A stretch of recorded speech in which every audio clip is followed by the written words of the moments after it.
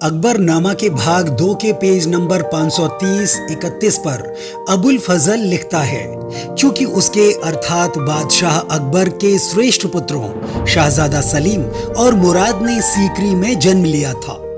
शेख सलीम चिश्ती की दिव्य ज्ञान युक्त आत्मा उनमें प्रवेश कर गई थी, इसलिए अकबर के पवित्र हृदय में इस आध्यात्मिक वैभव से परिपूर्ण स्थान को भौतिक वैभव प्रदान करने की इच्छा थी।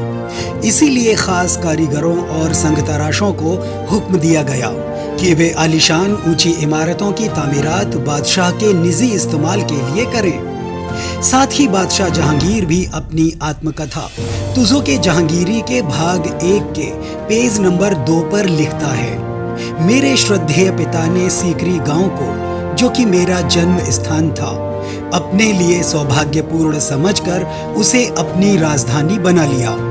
14-15 वर्षों में यह जंगली जानवरों से भरी हुई पहाड़ी सभी तरह के खूबसूरत बाग बगीचों, इमारतों और शानदार अट्टालिकाओं तथा दिल को भाने वाले शानदार महलों से युक्त नगरी बन गई। वही गुजरात विजय के बाद बादशाह अकबर ने इसका नामकरण फतेहाबाद कर दिया, लेकिन आम इंसान इसे फतेहपुर सीकरी ही कहा करता था। दक्षिण के अपने सफल सैन्य अभियान से लौटने पर बादशाह अकबर ने फतेहपुर सीकरी की जामा मस्जिद के दक्षिणी प्रवेश द्वार को गिरा देने का हुक्म दिया और उसके स्थान पर एक और भी ज्यादा खूबसूरत शानदार दरवाजा बनवाने का हुक्म दिया। अबुल फजल ने आईने अकबरी में इस दरवाजे का नामकरण बुलंद दरवाजे की जगह पिश्ताक के नाम से किया है। बादशाह अकबर का दक्षिण विजय अभियान 1591 से लेकर 1601 ईस्वी तक चला, जिसमें सबसे पहले खानदेश देश को जीतकर उसे दक्षिण भारत का प्रवेश द्वार घोषित किया गया और अंत में 6 जनवरी 1601 ईस्वी के दिन असीरगढ़ के किले को भी जीत लिया गया। यह विजय बादशाह अकबर की अंतिम विजय थी। दक्कन की फतह के बाद ही बादशाह अकबर ने सम्राट की उपाधि को ग्रहण किया और दक्कन विजय के प्रतीक स्वरूप बुलंद दरवाजा बनाने का हुक्म जारी किया। फतेहपुर सीकरी की जामा मस्जिद के दक्षिणी दीवार में बना हुआ बुलंद दरवाजा भारत का सबसे शानदार और सबसे ऊंचा प्रवेश द्वार है। यह दरवाजा जमीन की सतह से 176 फुट ऊंचा है और जिस ऊंचे चबूतरे पर बना हुआ है उससे 134 फीट ऊंचा है। इसका दक्षिणी अग्रभाग 130 फुट चौड़ा और यह आगे से पीछे तक 123 फुट है। इस प्रकार यह फतेहपुर सीकरी के पूरे नगर पर जैसे छा सा जाता है और इसके आसपास की इमारतें इसकी विशालता के कारण बौनी सी दिखती हैं। संभवतः इसे इतना बड़ा इसलिए बनाया गया था कि यह दक्षिण में अकबर की विजय की स्मृति में निर्मित हुआ था।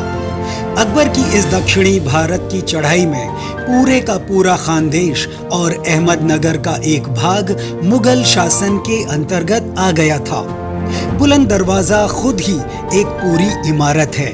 इसमें बड़े हॉल और कई छोटी छोटी कोठरियां बनी हुई हैं, जो आपस में एक दूसरे से मिली हुई हैं। इनसे मस्जिद के भीतरी चौकोर सहन में पहुंचा जा सकता है। इस प्रवेश द्वार का अग्रभाग ईरानी शैली का है, पर इसकी बनावट स्पष्ट रूप से भारतीय ही है। इसके बीच के बड़े ऊंचे भाग और उसके दोनों ओर के कम ऊंचे तथा कोण पर कम होते हुए भागों को 3 सतहों द्वारा उभारा गया है। बीच का भाग एक सिरे से दूसरे सिरे तक करीब 86 फुट है। इसकी बनावट आयताकार है।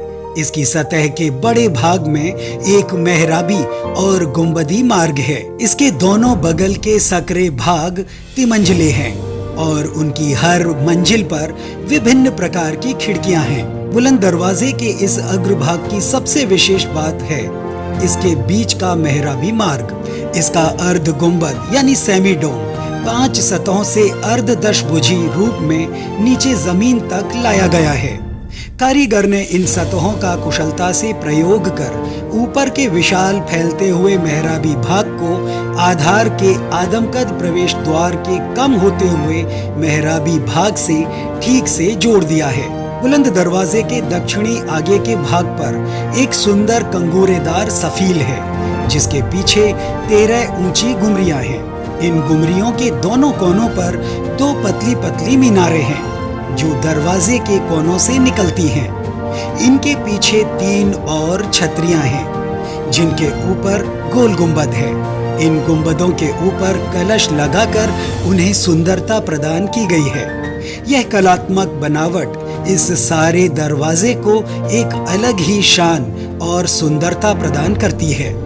बुलंद दरवाजे के भीतर की ओर के अग्रभाग की बनावट साधारण है, लेकिन राजपूत शैली में निर्मित है।